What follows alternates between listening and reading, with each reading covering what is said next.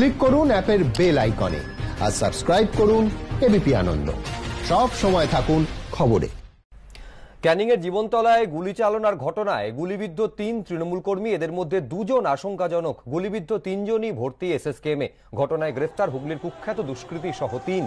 উদ্ধার আগ্নেয়াস্ত্র। পুলিশ সূত্রে খবর, ধৃত বিশাল দাস নামে কুখ্যাত দুষ্কৃতী, তার বিরুদ্ধে 10ই অক্টোবর চুঁচুড়ায় একটি খুনের ঘটনায় জড়িত থাকার অভিযোগ রয়েছে। পুলিশের দাবি, ক্যানিংয়ে গা ঢাকা দিয়েছিল বিশাল। গতকাল রাত 10:30 নাগাদ জীবনতলার কুড়িয়াভাঙায় গুলি চলার ঘটনা ঘটে। স্থানীয় সূত্রে খবর, দিন 7 আগে স্থানীয় বাসিন্দা কুতুবুদ্দিন শেখের বাড়িতে আশ্রয় নেয় 3 বহিরাগত। অভিযোগ, দুষ্কৃতী জমায়েতের খবর পেয়ে গতকাল গ্রামবাসীরা ওই বাড়িতে খোঁজ নিতে যাওয়ায় বহিরাগতরা এলোপাথারি গুলি চালাতে শুরু করে। তাতেই গুলিবিদ্ধ হন 3 তৃণমূল কর্মী। নেতৃত্বের কাউকে হত্যার ষড়যন্ত্র, ঘটনায় যোগ রয়েছে বিজেপির, এমনটা অভিযোগ স্থানীয় তৃণমূল নেতৃত্বের। শাসক দলের গোষ্ঠী কোন্দলের জের, প্রতিক্রিয়া বিজেপির। মোটর ভ্যানে চড়ে পালানোর সময় আজ সকালে স্থানীয়দের হাতে আটক হয় 3 দুষ্কৃতী। পরে পুলিশ গ্রেফতার করে তাদের।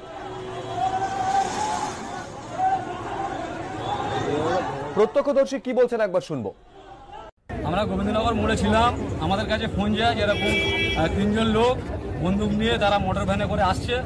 এর মতো অবস্থা আমরা সঙ্গে সঙ্গে আমরা গোবিন্দনগর মোড়ের মাথায় আমাদের দলে যেসব ছেলেরা ছিল, আমরা 2-5 জন ছেলে আমরা ওখানে রাস্তায় দাঁড়িয়ে যাই, দেখছি যে মোটর ভ্যানে করে আর 3 জন আসছে এবং তারা তাদের জামা কাপড় ভিজে অবস্থায় ছিল। এবং আমরা যখন ধরি তখন ওরা বলছে যে না আমরা মাছ ধরছিলাম, আমরা মাছ ধরে আসছি, কিন্তু ওদের চেক করার পরে দেখছি ওদের ঘাটে মেশিন আছে। এর মতো অবস্থায় ওরা আমাদের ছেলেদের সাথে ওরা হাতাপাই শুরু করে দিয়েছে যে ওরা বন্দুক বার করে ওখানে গুলি চালানোর পরিকল্পনা নিয়েছে। কিন্তু 2 বন্দুক পাওয়া গেছে, একটা 1 শাটার আর একটা ম্যাগজিন 9mm, আর একটা ছেলে ওই যেটা পানাপুকুরে লাভ মেরেছে ওর কাছে মেশিন ছিল এবং সেটা খোঁজা চলছে, এখনো পাওয়া যায়নি।